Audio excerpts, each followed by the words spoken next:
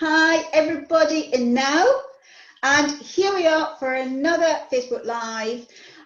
It's all about you, and that's what these Facebook Lives are all about. They are all about you, members of Now, who come and sit here with me to showcase yourself, you and your business, or just you, or maybe just your business. Maybe you don't want anybody to see you, so you could actually sit there with a flag over your head if you really wanted to. We don't mind, do we, Tammie? If it's just your business you want to do. And it's a great way, it really is a super way to be able to get used to being in front of the camera, because that's how all social media is going, is getting yourself out there and in front of the camera.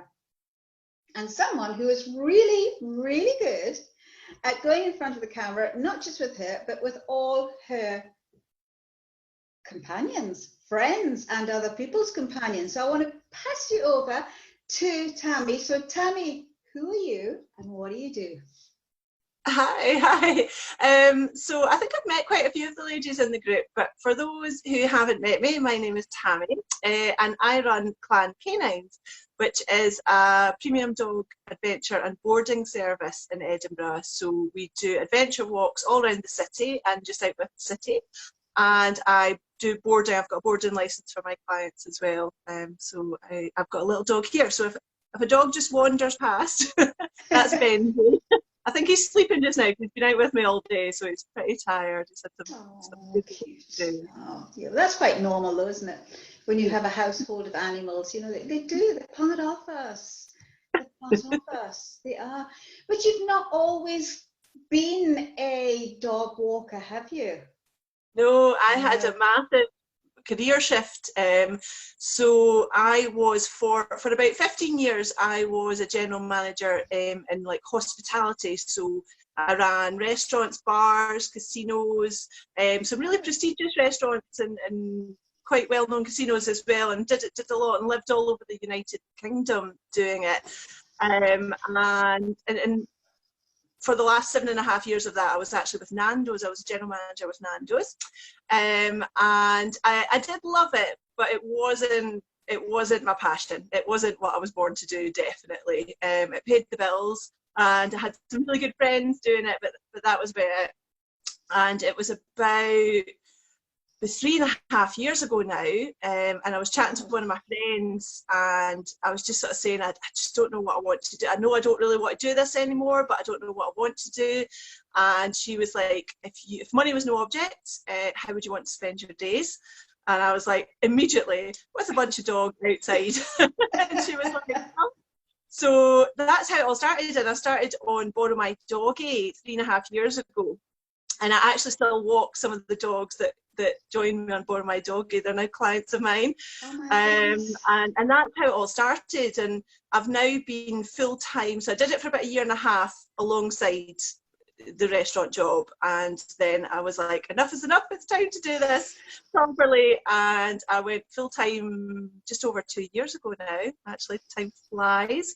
So yes, I've been full-time with it now for 2 years. And it's been the best decision that I have ever made in my life, without a shadow of a doubt. I literally love my job, and I don't think there's many people that can actually say that hand on heart, that they absolutely love what they do. And I just, it's the best job in the world. And you meet people all the time when you're out with the dogs, they're like, oh, you've got such a good job, and I'm like, I know. Yes, but I chose that, so yeah, it was my choice. Yeah, and I do think that people think it's a lot easier than it is. It's not an easy job. Like, it is an amazing job, but it comes with a lot of responsibility. I walk up to 6 dogs at a time, and people's dogs they're their babies. They're part of their family, and I've had clients tell me that they love their dogs more than members of their family, and I've had people actually write their dogs into their wills. I've got one client who wrote their dog into the will. If anything happened to her, I was to have the dog, not the husband or the family. Because seriously, So people absolutely, quite rightly, adore their dogs. So it's a huge responsibility, and there's a lot of learning. I've done so much training and development in dog behaviour, canine first aid, dog body language. So many different workshops, so many courses I've done, and continue to do, because it's I'm definitely the kind of person I want to be the best at what I do, and I want to give an amazing service. So it's really important to me that I do that. But yeah, I'm just. The problem with me is when you get me talking about dogs, I can't shut up. Well, you said responsibility there, and I always marvel when I see dog walkers that they have so many dogs with them. I actually get quite scared taking 2 or 3, and they're my dogs out because there are other dogs out and about. How do you get over that? How can you take so many all at once? Yeah, I mean, I remember the first time I took 2 out together, and I was petrified. But I think it just comes from experience and really understanding. I was very fortunate. I spent a year working very closely with an amazing dog behaviourist who works in Edinburgh. She's sadly not part of this group. She doesn't do a huge amount on Facebook, but I worked very closely with her, with a mutual client for a year. And so through working with her, I learned so much about dog behaviour, dog body language, understanding what dogs are trying to tell you. And it's just so important to respect dogs and understand. And if they're not comfortable with a situation, you don't put them in it. So, it's really getting the mix of dogs right, and just being able to respond and react and understand them. And I think that just comes with lots of practice and lots of experience, really. That's good to know. Yes, because I mean, even when you are responsible yourself and you go out with your dog, there are others who aren't. And the amount of times I've been out, not with my little Ellie, but when I had my lurchers, and they were friendly dogs, but if they met something that was aggressive, then they would fight back. And they could see, people you're walking up to them, they could see you holding back your dog on a lead. They just let them run. I mean, it's like, what do you do with that? That's probably one of the most frustrating things that, and I definitely don't think it comes from people not caring, but I think people only sometimes think about their own dog, and they know that their dog's friendly, so they're like, okay, my dog's friendly, they're not going to, but you never know why another dog's on a lead. And there's a big campaign, it's Respect the Lead, and I'm a big advocate of it, because you don't know why that other person's dog's on a lead. It might just have terrible recall, so it might actually be a really friendly dog and not mind your dog approaching, but it might just have had an operation, it might have anxiety, it might be a reactive dog, it could have been attacked by another dog. There's like a million different reasons. I mean, I have my dogs on lead and off lead all the time, and it can be for different reasons. And I know from working closely with the behaviourist, she deals with a lot of cases where someone allowing their dog to approach an on-lead dog, if she's working with an on-lead reactive dog, it can set that dog back months in its development, and overcoming its issues just from that one dog running up to it. And people don't realise that, and it's such a shame, because I think people do have the best of intentions and they genuinely think my dog's friendly, it's going to be okay, but you just don't know that other dog, and so it is really important to. And you can't always, sometimes you don't have time to get your dog on the lead if you come across it, if you turn a corner, if you're Christopher Hill or something like that, you can turn a corner and meet another dog. And sometimes that happens to us, and I've not got time to get the dogs on lead. So we just do, and a good thing that you can do if you've got a handful of treats is just like a scatter feed game where, if you, like for my dogs, find it. If I just say find it to them, they will all instantly run back to me because they know there's treats coming. They know good stuff. Interesting. Yeah, you just throw it on the ground and straight away that's them. And it's very calming for a dog. Sniffing is it really calms them down. It lowers their blood pressure. So if they're a little bit stressed, actually just throwing something on the ground and getting them sniffing will calm them down instantly. And it just distracts them and can allow that other person to pass if you've not got time to put your dog on a lead. And even if you can get your dog on a lead, it's actually still a good thing to do, because dogs, if 2 dogs are on lead, it can actually cause them to react in a way that they wouldn't off lead, because they don't have a choice in the matter. If they're on lead, they can't you know, dogs, if you watch two dogs meet off lead, they'll sort of circle each other, they'll sniff each other's bums, and that's what dogs do. And then they can walk away from the situation and they can turn their heads away and they can do everything that sort of diffuses the situation.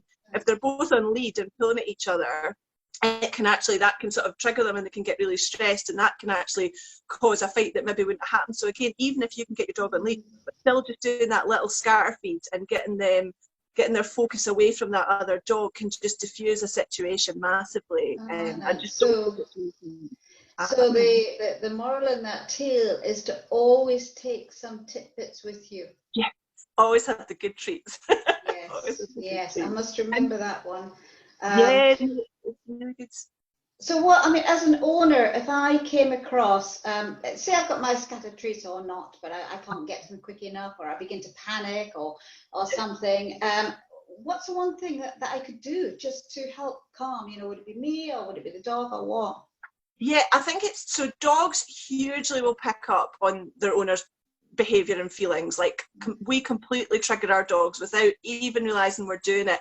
So if you're in a situation that you're feeling stressed about, your dog will sense that, and if your dog's on lead, they will feel the lead tighten, because as you tense, like you won't even know you're doing it, and it's very difficult. It is very difficult to control it. But if you can read your dog's body language as well, there's a really good, it's called the canine ladder of aggression, and if you Google it, you can see an image of it, and it canine ladder of aggression, it's called. Right. Canine ladder of aggression, and it shows you all the different signs that a dog will give you that it's not comfortable with the situation. And people automatically just think growling or biting, but that's the last two things on the ladder of aggression. A dog will have given you a million different signals before it gets to that point. And the first things are like a dog yawning, licking their lips, looking away. They're all immediate signs that a dog's just, it might not be really stressed, but it's just not comfortable with the situation, and you know, like that, and it just moves up in all the different things, from the tail stiffening, and it's all the different things. A growl is the last thing a dog will do before it bites. That's the last signal you get. So it's always really important, if your dog does growl, try not to give your dog a row. I think it's quite instinctive for people. If the dog growls, they go, stop that, don't growl. But actually, you know, that's your dog going, I'm really, really, really not happy, and the only way I've got out of this now is the next stage is biting, and that's it. So if your dog's ever growling, try and remove it from the situation it's in, because it's really not happy with that situation. Okay, but be aware of what's happening with your dog long before it even gets to that situation. And take it out of it, because you said with licking and all the rest that goes with it. And that happens anyway, regardless. So it's not as if a dog is going to go from one stage immediately into growling. There will be that slight, excellent. Well, I'm going to go and look that one up. Well, Tammie, thank you ever so much for all of that information on dogs. I mean, I have learned heaps there. I really have. Can I ask you, do you just walk dogs, or do you house sit or take them in to look after? I do boarding as well. So I have a boarding licence from Edinburgh Council, but I do only board the dogs that are regular clients of mine. Right. I do that purely because the dog is a lot more comfortable with the situation. So I know that they're going to come and be comfortable in my home and not be anxious being away from their owners. But yeah, I do the boarding as well. All right. Well, that's good to know, because I was looking for somewhere for little Ellie. Not that I'm going anywhere, but one never knows.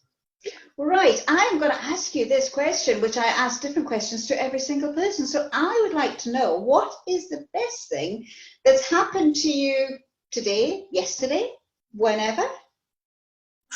Oh, well, actually, if anyone's been on my Facebook page, they might have seen this. But yesterday I was out on, it's called the Clan Chieftains Crusade. I do a big adventure walk once a month with my dogs. So I take them out on a Sunday for a full day. They go away with me and we go somewhere for a big adventure. And we went yesterday to Gullen Beach and we walked along to North Berwick and back along the coastline.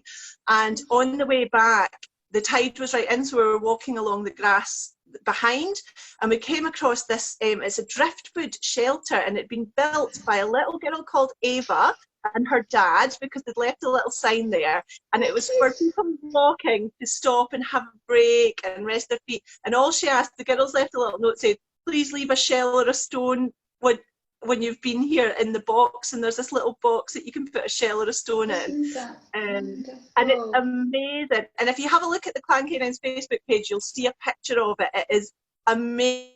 They put so much work into it, and it was so, you know, you're not expecting to stumble across something like that. So it was brilliant. That made my day. Like the fairy house. It was. It's phenomenal. It looks amazing. Oh, lovely. Well, I'm going to have to try and hunt that one out. Well, thank you so much, Tammie, for all that information. And thank you, anybody who's watching here now or on replay, because this is another episode of It's All About You. So if you're interested, we have some spaces in April and 9 days in May. And then that will be the end of it until my next adventure. So if you're interested, pop your comment into the box. But otherwise, I'm going to put Tammie's link to Clan Canines. Yep. Is here within this video. Go and check it out. And let's go and check out this little fairy house. I think that'd be wonderful. So thank you so much, Tammie. It's all fabulous to see you again. And I'm surprised, because that means I've known you for over 2 years. It must be. Where's it gone? Time flies when you're having fun. Hey, that's so true. So true. All right, I'm going to say goodbye to everybody in now, and I'll catch you again tomorrow.